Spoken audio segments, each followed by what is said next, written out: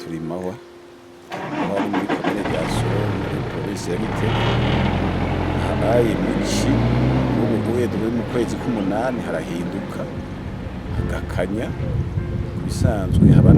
mugabo mu gihe c'imvura ntihigera hakanya nk'uko ino rero irashobora kurenga n'izo ritabonetse mu gihe hari bicutwe ubu gihe ngo mu gitondo ubona ko twize ryako ryahora aho mugabo ni rimwe ibyo bikaba muci mugabo siko byahora kare cyaba ryaratabuka rikabica inyene mugabo ubuye muri aya mezi byahindutse ubu harabi bitutwe n'imvura ubona ko yaciye mikabita urikwa mu mezi mu kwa gatatu mu kwindura ntiyahori ariko yaraciye mirako ariko bimaze imisi itagwa harakanye nk'uko hatahora harakanye rwose cyane mu gitondo harakanye cyane ariko ku mugoroba janye ariko mu gitondo mw'ijoro habakanye rwose ariko nk'igihe cyo mu mvura